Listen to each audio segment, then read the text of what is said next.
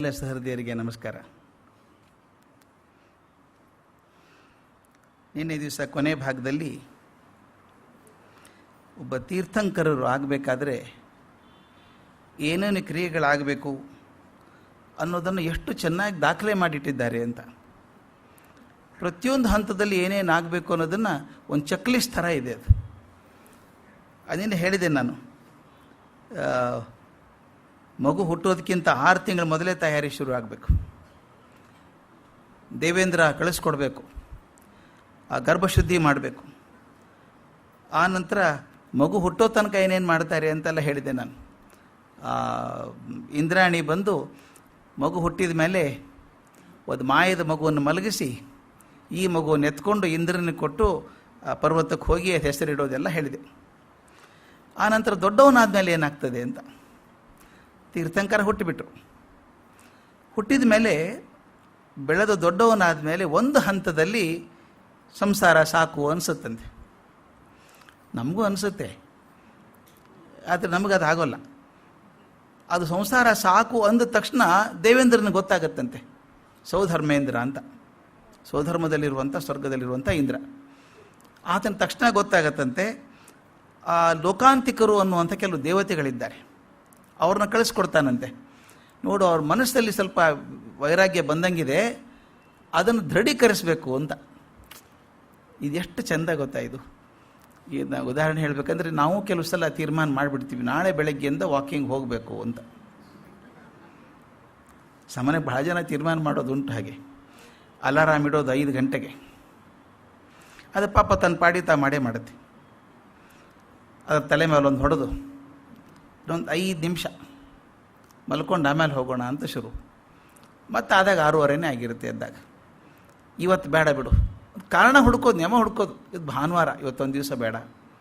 ನಿನ್ನೆ ರಾತ್ರಿ ಭಾಳ ತನಕ ಟಿ ವಿ ನೋಡಿದ್ದೀವಿ, ಇವತ್ತು ಬೇಡ. ಏನೋ ಒಂದು ಕಾರಣ ಅಂದರೆ ತಪ್ಪಿಸೋದಕ್ಕೆ. ಅದಕ್ಕೆ ನಮ್ಮ ಮನಸ್ಸಲ್ಲಿ ಬಂದಂಥ ಚಿಂತನೆಗಳು ಎಲ್ರಿಗೂ ಒಳ್ಳೆ ಚಿಂತನೆಯೇ ಬರ್ತದೆ. ಅದನ್ನು ದೃಢೀಕರಣ ಮಾಡೋದು ಹೇಗೆ ಅಂತ. ಅದಕ್ಕೆ ಧರ್ಮೇಂದ್ರ ಏನು ಮಾಡ್ತಾನೆ ಅಂದರೆ, ಸೌಧರ್ಮೇಂದ್ರ ಬಂದು ಆ ಲೋಕಾಂತಿಕರಂದ ದೇವತೆಗಳನ್ನು ಕಳಿಸ್ಕೊಡ್ತಾನಂತೆ. ಬಂದು ತೀರ್ಥಂಕರಿಗೆ ಹೇಳಿ, ನೋಡಪ್ಪ, ನಿನ್ನ ಮನಸ್ಸಿನಲ್ಲಿ ವೈರಾಗ್ಯ ಬಂದಿದೆ ಅಂತ ನಮಗೆ ಗೊತ್ತಾಯಿತು, ಖಚಿತವಾಗಿದೆಯೋ ಅಥವಾ ಇನ್ನೂ ಸ್ವಲ್ಪ ಅದ್ರ ಬಗ್ಗೆ ಅನಿಶ್ಚಿತತೆ ಇದೆಯೋ ಅಂತ ಕೇಳಬೇಕಂತೆ. ಅದು ಹೇಗೆ ಒಪ್ಪಿಸ್ತಾರೆ ಅಂತ ಭಾಳ ಚಂದದ ಮಾತದು. ಹೌದಲ್ವಾ, ನೀ ಮಾಡಬೇಕು ಅಂತ ತೀರ್ಮಾನ ಮಾಡ್ಕೊಂಡಿದ್ದೀಯಲ್ಲ, ನೀ ಮಾಡೇ ಮಾಡ್ತೀಯ, ಖಾತ್ರಿ ಮಾಡ್ತೀಯ ನೀನು.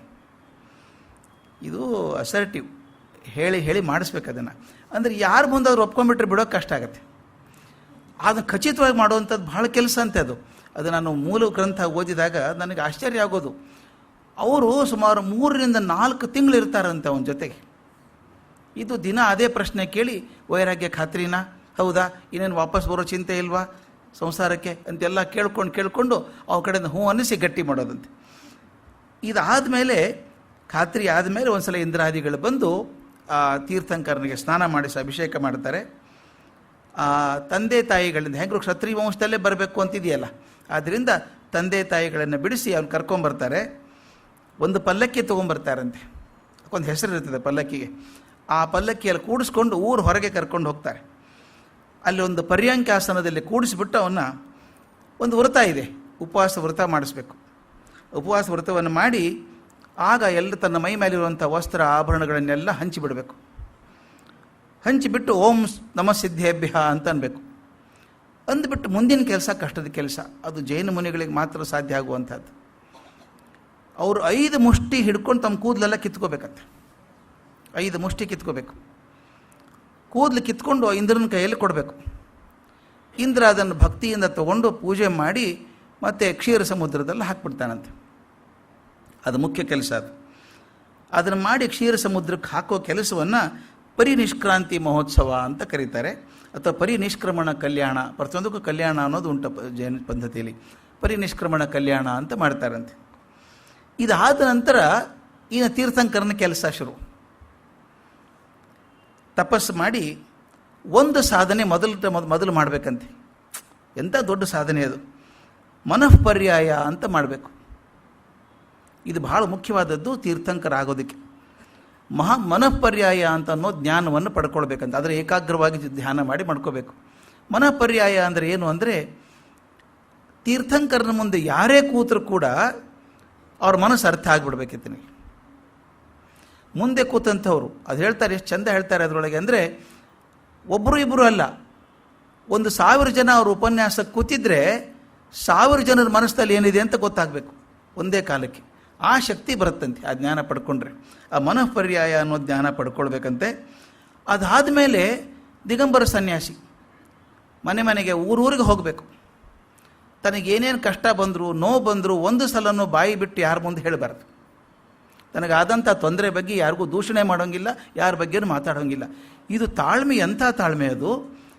ಒಬ್ಬರ ಮುಂದೆ ಹೇಳೋಂಗಿಲ್ಲ ಅಂತೆ ತೊಂದರೆ ಆದದ್ದನ್ನು, ಹಾಗೆ ಸಹಿಸ್ಕೋಬೇಕು.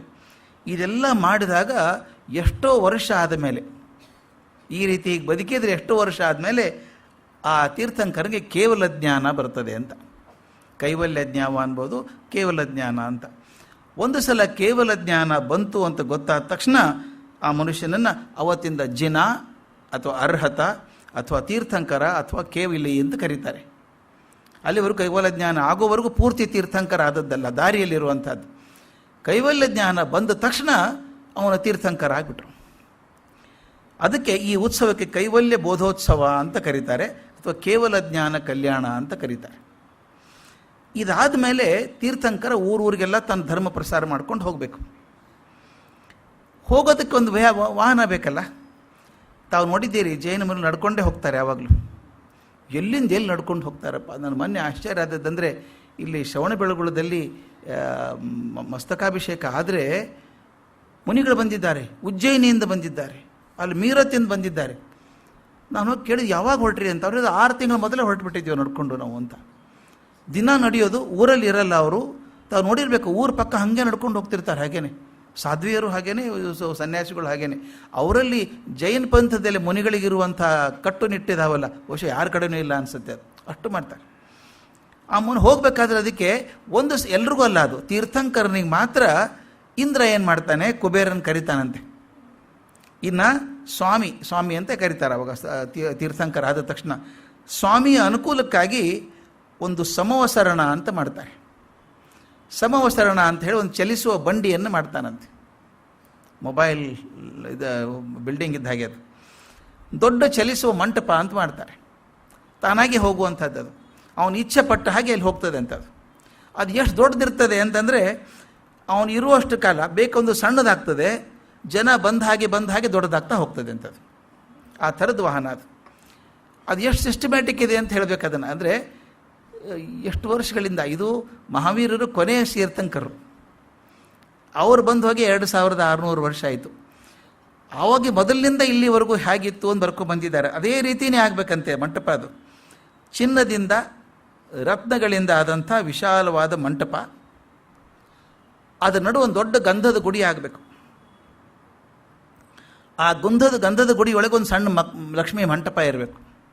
ಆ ಗಂಧದ ಗುಡಿ ಸಣ್ಣದಲ್ಲ, ಅದು ಸಾಕಷ್ಟು ದೊಡ್ಡದಿರಬೇಕದು.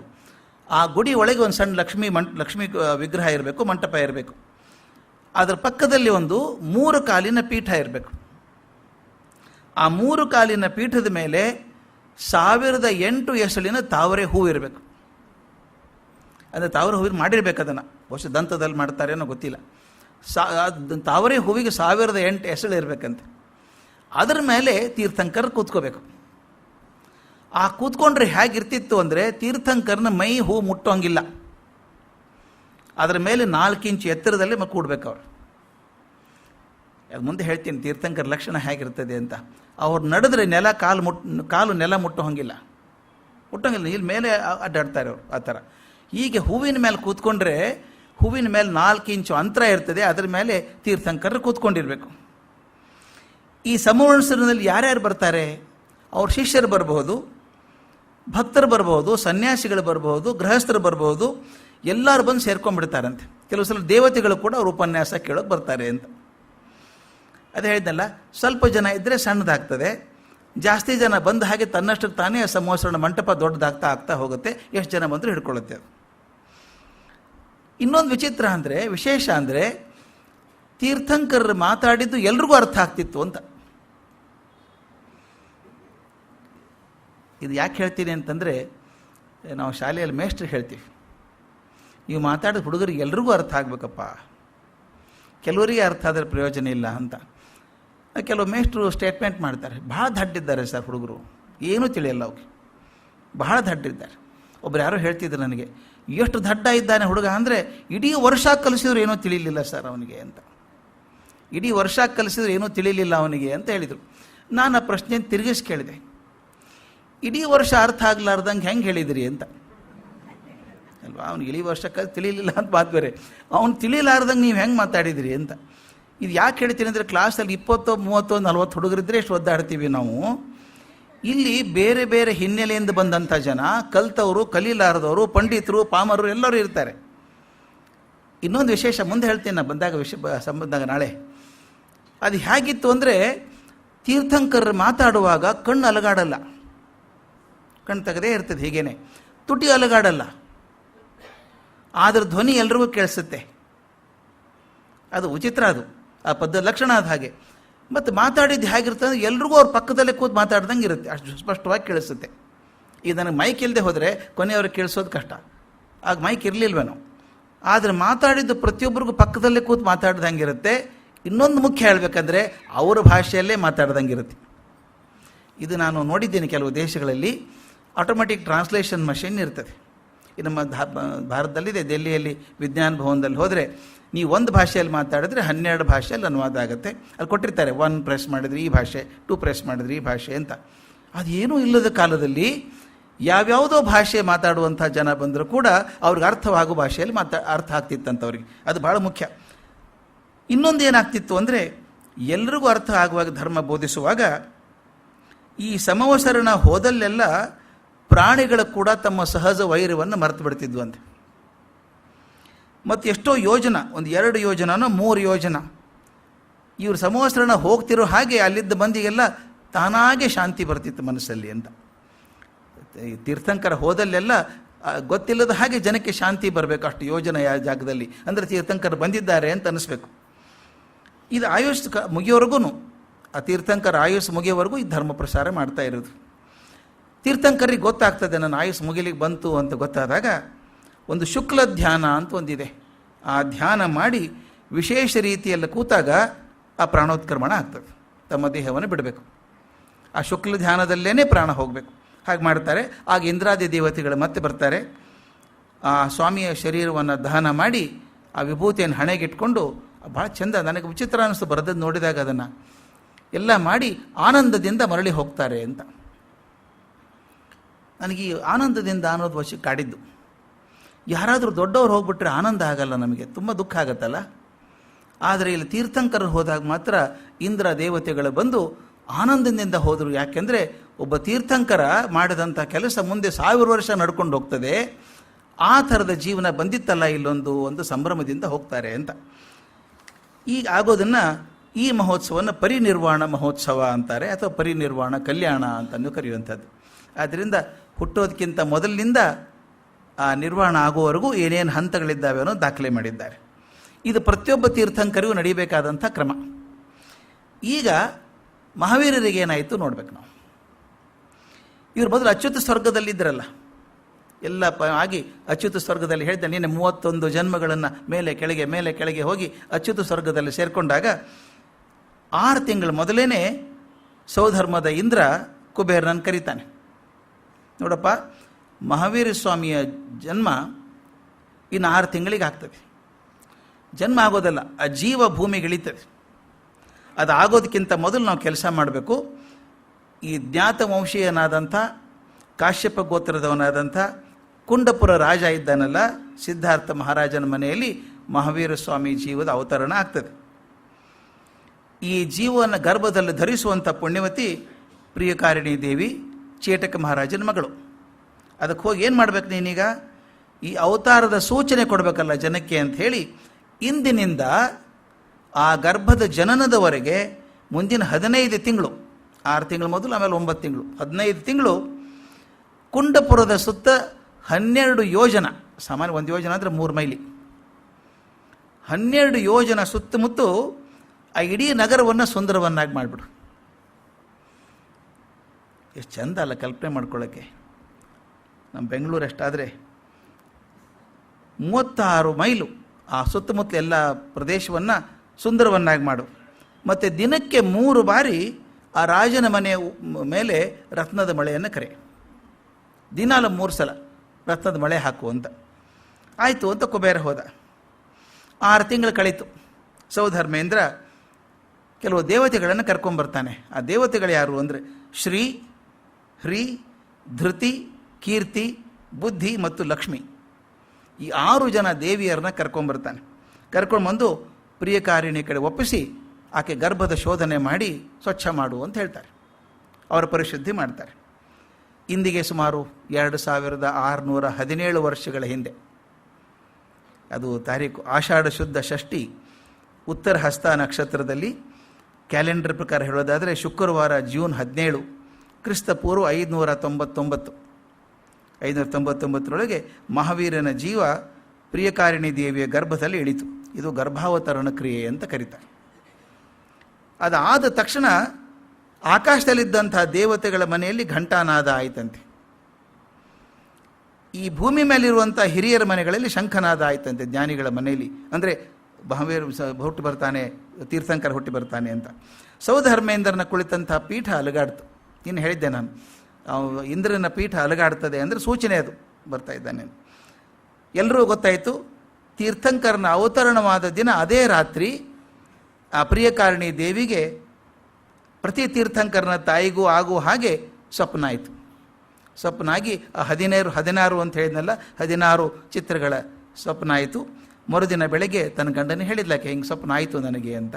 ಆತ ತನ್ನ ಅರ್ಧಾಸನದಲ್ಲಿ ಆಕೆಯನ್ನು ಕೂಡಿಸ್ಕೊಂಡು ಆ ಪ್ರತಿಯೊಂದು ಸ್ವಪ್ನದ ಫಲ, ಸ್ವಪ್ನದ ಅರ್ಥ ಎರಡವನ್ನು ವಿವರಿಸಿ ಹೇಳ್ತಾನೆ.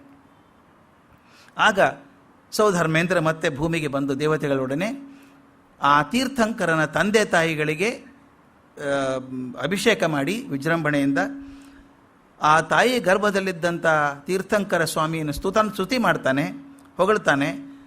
ಆಮೇಲೆ ರುಚಕ ದ್ವೀಪ ಅಂತ ಒಂದಿದೆ ಅಂತೆ. ಆ ರುಚಕ ದ್ವೀಪದಲ್ಲಿ ಬಹಳ ಜನ ದಿಕ್ಕುಮಾರಿಯರಿದ್ದಾರೆ.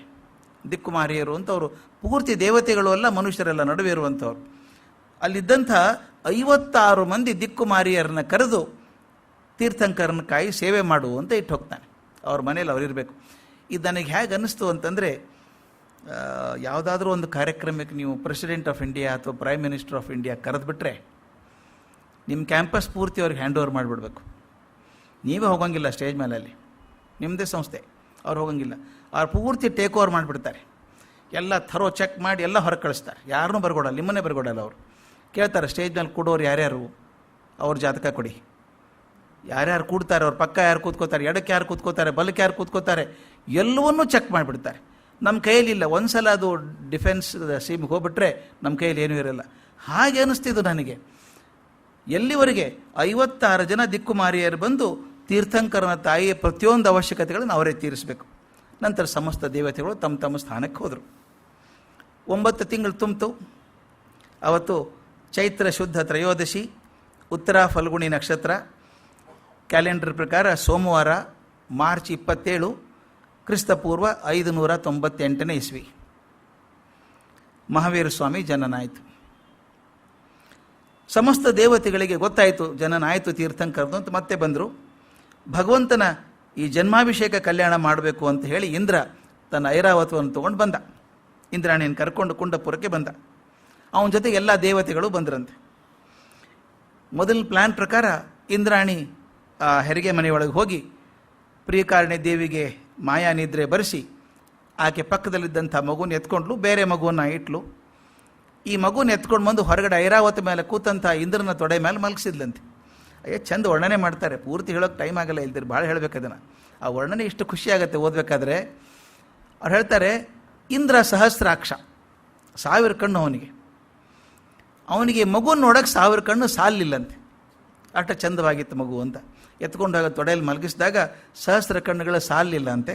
ಅವನು ಕರ್ಕೊಂಡು ಆಕಾಶ ಮಾರ್ಗವಾಗಿ ದೇವತೆಗಳ ಜೊತೆಗೆ ಆ ಸುಮೇರು ಪರ್ವತ ಅಂತಿದೆ, ಅದರ ತುದಿ ಮೇಲೆ ಪಾಂಡುಕ ಅಂತ ಒಂದು ವನ ಇದೆ.